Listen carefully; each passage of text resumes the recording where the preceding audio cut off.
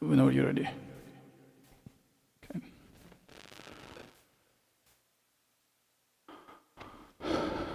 Bismillah ar-Rahman ar-Rahim. Alhamdulillahi Rabbil Alameen. والصلاة والسلام على رسول الله وعلى آله وصحبه أجمعين. رب اشرح لي صدري ويسر لي أمري واحلل عقدة من لساني يفقه قولي. السلام عليكم ورحمة الله وبركاته.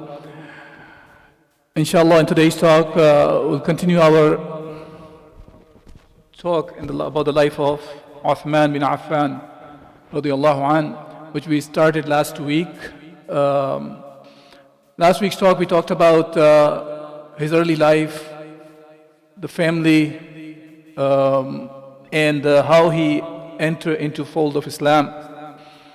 And today, inshallah, we will talk about his marriage, the first marriage to Ruqayya, the daughter of Rasulullah sallallahu alaihi wasallam, Ruqayya radiyallahu anha.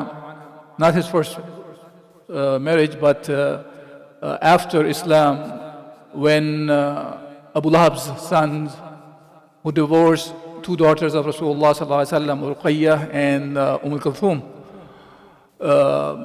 Uthman bin Affan radiyallahu an married first to Ruqayya, and inshallah we'll talk about it as the time goes by, that later on when Ruqayya passed away, he married to Kulthum radiyallahu anha as well. Now, besides that, today we'll also talk about, after he entered into fold of Islam, the persecution that he faced because of his Islam and his migration to Habasha, because of the persecution that he was facing and other Sahaba alayhim were facing. A group of Sahaba, by the idhn of Allah subhanahu wa ta'ala, Rasulullah sallallahu alaihi wasallam, they migrated to Habasha, as we know. And we talked a few of the most important quotes from Uthman bin Affan radiyallahu an as well. So this is just a plan for today's talk, inshallah. As far as his marriage to Ruqayya goes,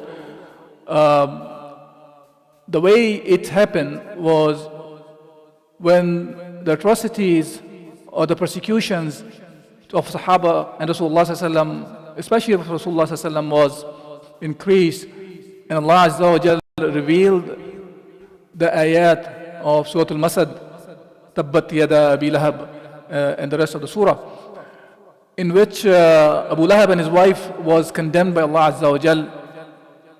And when he found out about that, and his wife Jamil, they told their sons, who were married to the two daughters of Rasulullah sallallahu alaihi wasallam, Utbah and Utayba, were married to Kulthum and Ruqayya radiyallahu anhuma.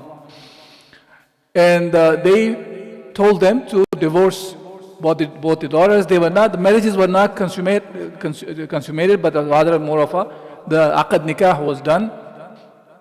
And based on that, both the sons of Abu Lahab, even though he was uncle of Rasulullah sallallahu alaihi wasallam, he ordered his sons, commanded his sons to divorce the daughters of Rasulullah sallallahu alaihi wasallam. And the idea behind that was to harm Rasulullah sallallahu alaihi wasallam more, besides the kind of persecution they were already doing to Rasulullah sallallahu alaihi wasallam, because of he was calling for La ilaha illallah Muhammadur Rasulullah. And the idea from their end was more of to harm Rasulullah sallallahu alaihi wasallam in a psychological manner.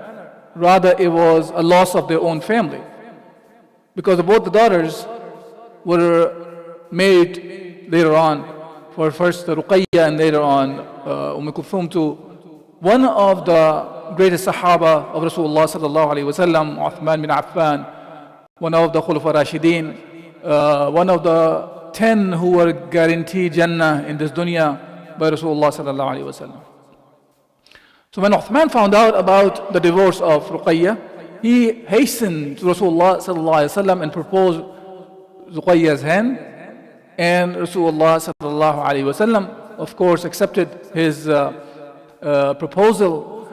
And it was said about this couple, the way Uthman was handsome and the beauty of Ruqayya radiallahu anha, it was said, أحسن زوجين رآهما إنسان رقية وزوجها عثمان, which means the best looking couple the humans have seen ever seen is Ruqayya and Uthman. And when he was given, Ruqayya's hand was given to Uthman bin Affan radiallahu anhu, Rasulullah sallallahu alaihi wasallam specifically told Ruqayya that يا بنية أحسني إلى أبي عبد الله فإنه أشبه أصحابي بخلقة. That, oh my daughter, take good care of Abu Abdullah. Remember last week we talked about one of the kunya of Uthman bin Affan was Abu Abdullah. And he said he's the closest of my companions when it comes to the khuluq. The khuluq, the attitude, the mannerism that Uthman had, it was closest to Rasulullah sallallahu alayhi wasallam. So, and then when we talk about this, when he became Muslim and when Rasulullah was going through the persecution also, he became Muslim and he married to Ruqayya, the hardships that the Muslims were facing at that time continued to intensify. And Allah Azza wa Jal talks about the hardships that Allah tests the believers. Allah subhanahu wa ta'ala says, Alif Lam Mim, أحسب الناس أن يتركوا أن يقولوا آمنا وهم لا يفتنون. Do people think that they will be left alone because they say we believe and will not be tested? وَلَقَدْ فَتَّنَّ الَّذِينَ مِنْ قَبْلِهِمْ وَلَيَعْلَمَنَّ اللَّهُ الَّذِينَ صَدَقُوا وَلَيَعْلَمَنَّ الْكَاذِبِينَ. Allah Azza wa Jalla says, indeed we tested those who were before them, and Allah will certainly make it known to those who are true, and will certainly make it known the falsehood of those who are liars. So this is a way of Allah Azza wa Jalla to filter out who's the really truthful person saying La ilaha illallah Muhammad Rasulullah, who will live by La ilaha illallah Muhammad Rasulullah, and the one who is just posing as a believer, but in reality he's a liar. Could be a munafiq. Allah knows the best. But here Allah subhanahu wa ta'ala is mentioning about how He distinguishes between the good and the bad. Similarly, the hadith of Rasulullah sallallahu alaihi wasallam, when Rasulullah was asked, Ya Rasulullah, ayyun nasi yashaddu bala, that who are the one who are tested the most severe? And Rasulullah sallallahu alaihi wasallam said, Al-anbiya thumma lamthalu falamthal. The anbiya are the one who are tested the most severe way. And then after that, like them, meaning according to their deen. As the hadith says, يُبْتَلَى الْعَبْدُ عَلَى حَسَبِ دِينِهِ فَإِنْ كَانَ فِي دِينِهِ صُلْبًا اشْتَدَّ بِبَلَاؤُهُ وَإِنْ كَانَ فِي دِينِهِ رِقَّةُ ابْتِلِيَّةٌ عَلى حَسَبِ دِينِهِ. That talks about that basically everybody is tested according to their attachment to the deen. And the hadith goes on and talks about that because of these trials and tribulations, it says that the trials will continue to afflict a person until they leave him walking on the earth with no sin on him. That's of course when a person is successful going through the test. Not the one, of course, when he's tested and he fails the test from Allah Azza wa Jalla. This is not what he's referring to. And Uthman was not different than the other Sahaba in this case. He was also persecuted and tortured. His uncle Al-Hakim ibn Abdul As ibn Umayyah, he used to catch Uthman and tie him up. And then he will say, will you turn away from the religion of your forefathers for a new deen? By Allah, I will not let you go until you give it up, this religion. And Uthman's response, by Allah, I will never give it up or leave it. And when Al-Hakam realized that Uthman's mind cannot be changed, so he let him go. So this is how Uthman was. Now, what is so important about for us to study this in this time? It's not about obviously just telling the story of Uthman, but what is it? What's in it for us is to understand these hardships is one of the ways Allah subhanahu wa ta'ala tests the believers. And it is good for them if they do the sabr. If they do the sabr, meaning they continue to act what Allah has commanded them to. Right? Now, so the relevance of today is we find Ummah is going through many different kinds of tests, trials and tribulations. And Allah also talks about that The one Allah subhanahu wa ta'ala says, وَلَنَبْلُوَنَّكُمْ بِشَيْءٍ مِّنَ الْخَوْفِ وَالْجُوعِ وَنَقْصٍ مِّنَ الْأَمْوَالِ وَالْأَنفُسِ وَالثَّمَرَاتِ وَبَشِّرِ الصَّابِرِينَ. That we will for sure test you by the trials and tribulations from the things like fear, hunger, death, loss of wealth, loss of luxuries that you have in your life. But there is a glad tidings for the one who was sabirin. Now today, what we see is in Gaza, for example, and I'm pretty sure that all of us are very familiar with what the Ummah is going through, the Ummah of Muhammad sallallahu alaihi wasallam in Gaza. That the hunger is going to an extent now, they're deprived of food, that it has turned into a man-made famine.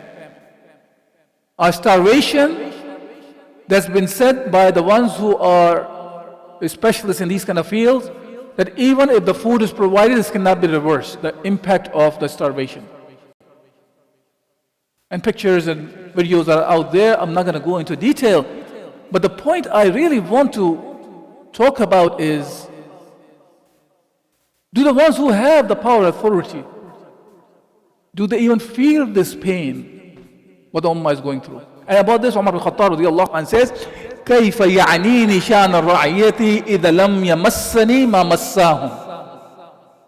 Meaning, that how can I take care, or anybody can take care of somebody or his subject if he does not feel the pain that they go through. Now imagine that about the Gaza. And the people who have the power and authority to really take care of it, but they're not doing anything. Do they really feel the pain that Umar ibn Khattab radiallahu anhu was talking about? Forget about even famine. Of course, not literally, I don't mean this way. For the time being, if you don't even talk about that, think about any kind of a hardship the Ummah go through. Do the people we have in charge of the Ummah at different places in the world, do they really feel anything like the Ummah goes through? And the answer is, we know all. They have a completely different kind of a lifestyle.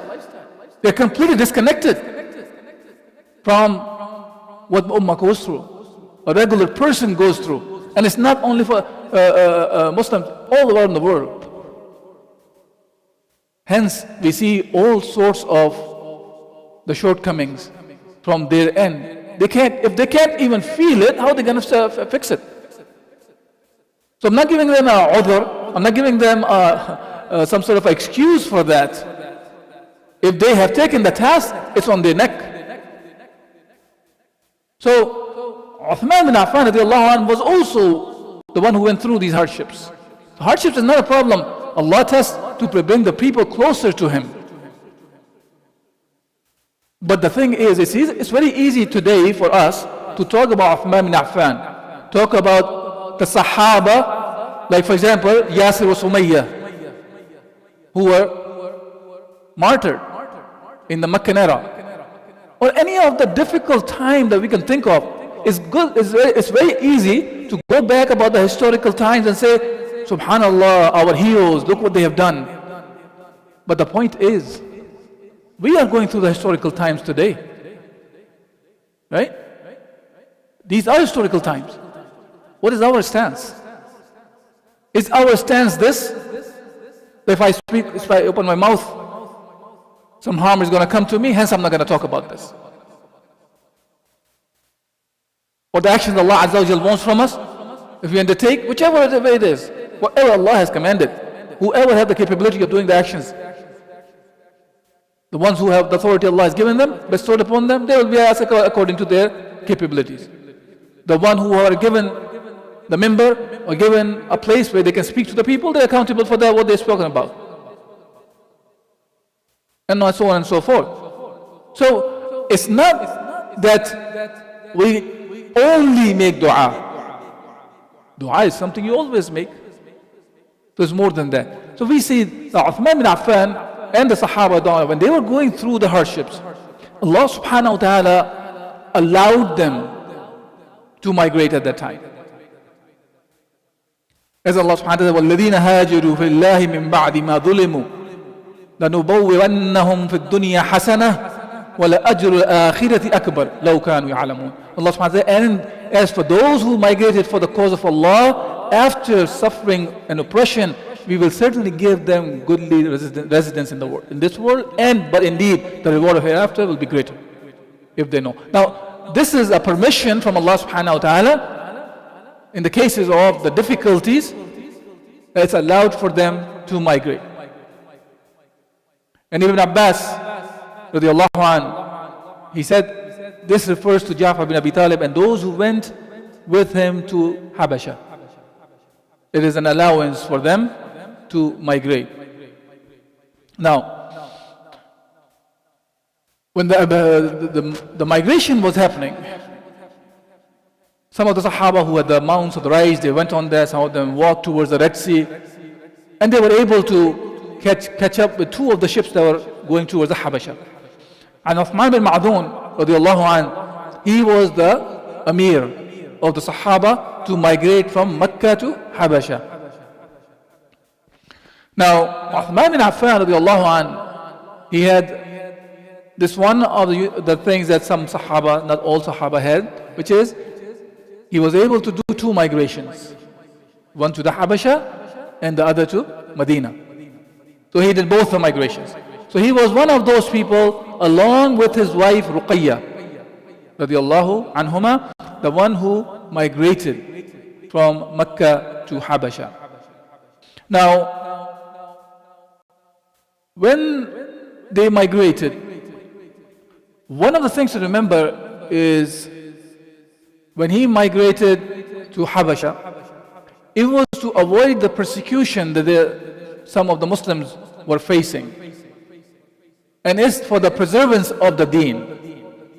It's not as if they're just running away from something. As we know that when this migration happened, the first one, because the Habasha, the two migrations happened to Habasha. When the first migration happened, there was a rumor reached to the people in Habasha that the Meccans have all accepted Islam. And one of the riwayah talks about that when Rasulullah sallallahu alayhi wasallam was reciting Surah Al-Najm, and when he went, he reached the Ayatul Sajda.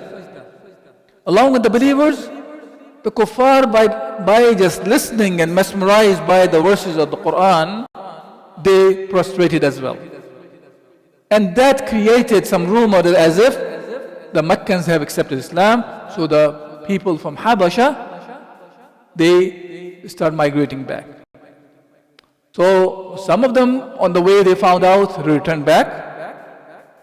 The ones including Uthman bin Affan and Ruqayya, they snuck in under the protection of others.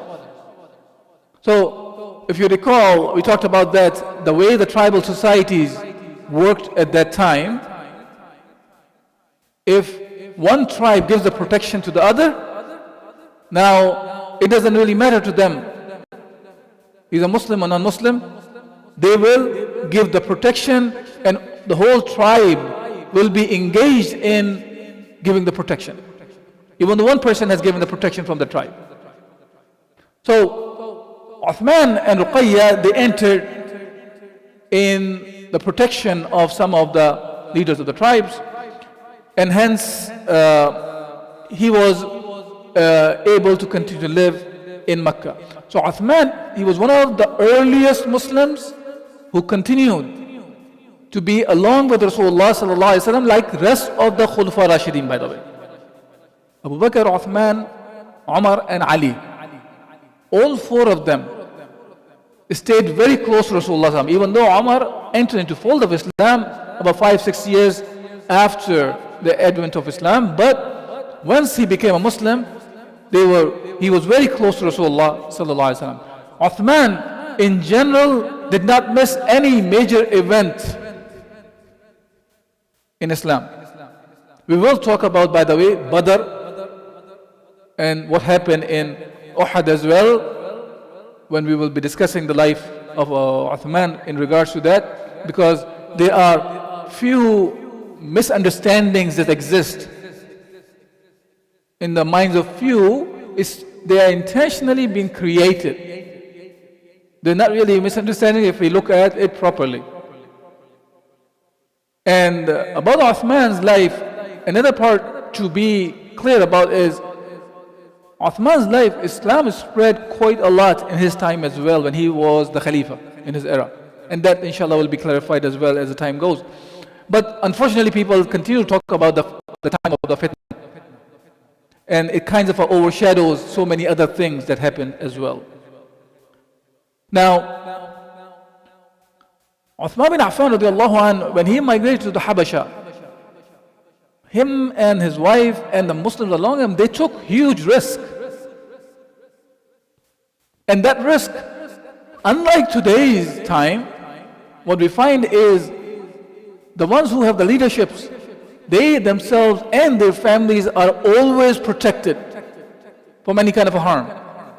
While the subjects can go through, doesn't matter what kind of hardship they go through.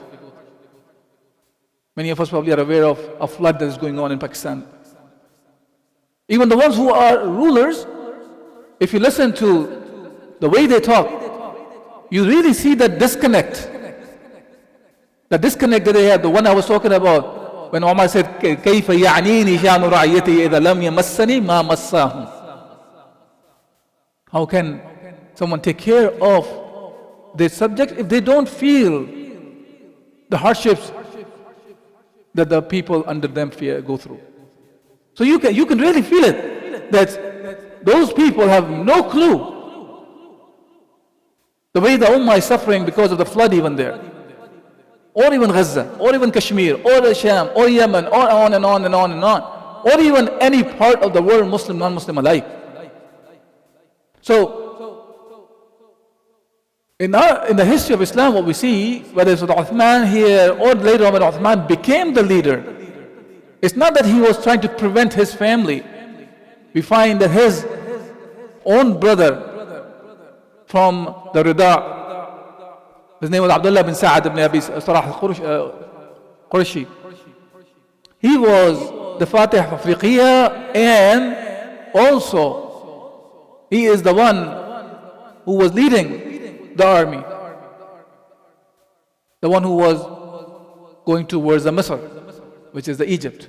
So you find that these people were the forefront of the places where people can feel the hardships also, or go through the hardships. They're not hiding behind the regular people. Rather, they were in the forefront.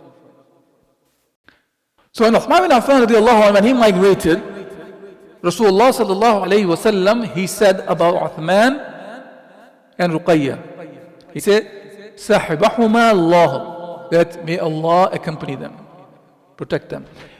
Inna Uthman la awwal man hajira ila Allah bi ahlihi ba'da Lut.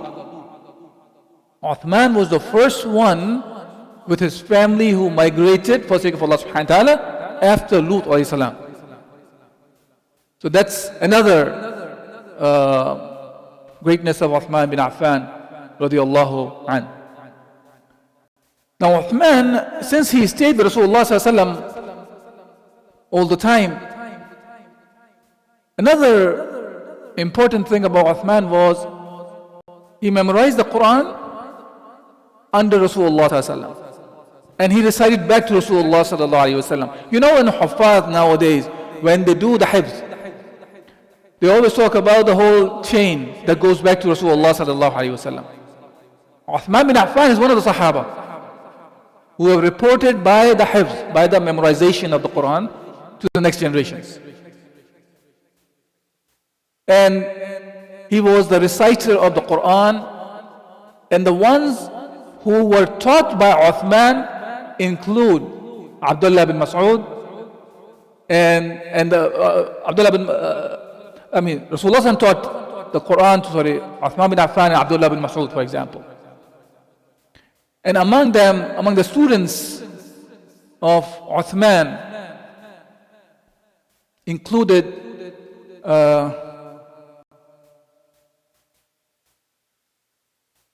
Abu Abdurrahman al-Sulaymi, Al-Mughira ibn Shu'ba, Abu al-Aswad, and Dhir ibn Hubaysh. These are the ones who learned from Uthman bin Affan radiallahu anhu. Now, as we know about when it comes to the importance of the Quran, Allah Azza wa Rasulullah said, خَيْرُكُمْ مَنْ تَعَلَّمَ الْقُرْآنَ وَعَلَّمَهُ. The best among you is the one who learned the Quran and teaches the Quran. So this is one of the qualities and the characteristics of Uthman bin Affan radiallahu anhu. And inshallah we'll stop with some of the quotes of Uthman bin Affan today and link it to today's life. What are the quotes? Uthman bin Affan says that I would not like a day to come when I do not look in the covenant of Allah, which is talking about the Mus'haf, the Quran. His attachment to the Quran was amazing. And he said, there are three things have been made dear to me. What are those three things? Ishba' al-ji'an wa kiswatu al-uryan wa tilawatu al-Quran. Ishba' al-ji'an means to feed the hungry. And kiswatu al-uryan, clothe the one who does not have clothes. And the third one was tilawatu al-Quran, which is the tilawah, the recitation of the Quran. He mentioned that there are four things which are outwardly virtuous, but in reality are obligations. Mixing with religious people is a virtue. But he says that following the example is an obligation. Reading the Quran is a virtue. Yeah? Reading the Quran is a virtuous thing. But acting upon it is a duty. Now look what has happened to us.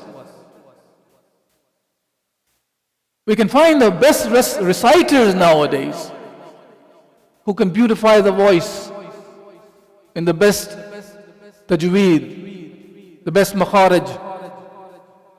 And they will be able to recite in many, many different the qira'at which were also revealed by Allah subhanahu wa ta'ala through Jibreel to Rasulullah sallallahu alaihi wasallam. But when it comes to the implementation of the Quran, we find the lackness in there. I'm not talking about any one specific individual, but as an ummah we see that. The Quran has become the book of the deads now. Somebody dies, go recite the Quran on them. While the Quran was revealed for the people who are living, to live by that. Similarly, it says the virtue is, visiting the grave is virtue, but preparing for the death is the duty. See, people, we can go to the janazah, we can go to the grave, which is a good deed, it's a virtuous deed. There is no undermining of that. But what is the obligation? To prepare for the death. Visiting the sick person is virtue, asking him to make a will is the duty.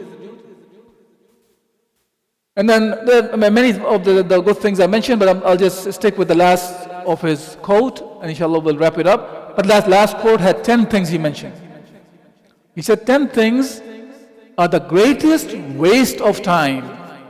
And we can see that how many of those things we find people are engaged in. Number one, a scholar whom no one asks about, meaning nobody asks questions to him. So there is a ilm resides in a person, but he is just left on the side. Nobody asks him anything. Knowledge that is not acted upon. So you can have knowledge, you can carry degrees, you can memorize many, many of the books, but if it's not acted upon, it's a waste. Sound advice that is not accepted. You give an advice to somebody, and he will just say, Jazakallah khair, move on, and has nothing to do with the advice. Number 4, a weapon that is not used. Look at the situation of the Gaza, very apparent the answer. Recently, we know when the Trump was visiting Saudi, Emirat, and Kuwait, Qatar. $3.2 trillion worth of deals were made. And many of them were massively about the weapons. What is the use of that? Nothing. When 2 million people have been placed in a situation that they can starve to death now. Forget about the weapons that they're already using on them. Bombarding the army is going against the civilian men, women, children, elderly, and whoever is out there, even animals. Number 5, masjid that is not prayed in. Masjid is there. Many times, the place which is for raising the word of Allah subhanahu wa ta'ala, to the dhikr of Allah subhanahu wa ta'ala. What do we find? We find people will come, have been made as guests of honor in the house of Allah to talk about things which are against Allah Azza wa Jal, the one who will be calling for the kufr laws. In the house of Allah subhanahu wa ta'ala. Isn't that the case? So, that's why I say a masjid that is not prayed in, because that's not a salah. That's not a dhikr of Allah. When we are planning and plotting against Allah Azza wa Jal. A mushaf that is not read from. You know, in Desi culture, we have a thing. You have a very nice, beautiful Quran. Many times it's given in the jahiz also. Wrapped in a Urdu we say jusdan, in a wrapper. A very beautiful wrapper. To the point you wrap it up. And then houses have very high shelf, especially for the Quran, because we're giving respect to the Quran. Nothing can be over the Quran, even though you run over the ahkam of Allah subhanahu wa ta'ala which are written in the Quran. It be placed in the highest level to the point, forget even the hand, because you need probably a step or a ladder to reach there. Even the dust cannot reach because it has a cover on it. That's what he's talking about. A mushaf that is not read from. Wealth from which nothing is spent in the path of Allah subhanahu wa ta'ala. That's a waste. He's talking about the waste. 10 things that are the greatest waste of time. Number 8, a horse that is not ridden. This is now a new fashion. Buying cars and put them in the garage. Because that's only for the purpose of showing the status. I have this, I have that. He says a horse, obviously a horse at that time was a mean of riding. Horse that is not ridden on. Number 9, a knowledge of zuhd in the heart of one who is seeking worldly gain. So trying to show why I'm a zahid, I'm very virtuous and this and that, but in reality the actions show you're only after the dunya. That's the waste of knowledge. A long life, number 10, in which no preparation is made for the journey into the hereafter. Of course, the ajal, life, is in the hands of Allah subhanahu wa ta'ala. Allah gives a life, the lifespan is given. But we find the mankind is struggling or trying their best to live a healthy, long life, but at the same time, no preparation for the akhirah. That's what the waste of life is. You can have probably a very short life, but if it's in the remembrance of Allah subhanahu wa ta'ala, you're a successful one. And you can have hundreds, probably thousands of year long life, but if it's not for the preparation to be accountable in front of Allah subhanahu wa ta'ala, the hereafter, then it's a waste. That's what Uthman bin Affan radiyallahu an was mentioning here. So inshallah, we will continue the conversation about the life of Uthman and talk about the Badr, his absence in the Badr also, what happened at that time, next week's talk inshallah. But if there is any questions or comments about the subject that was covered today or in the last week's talk, inshallah.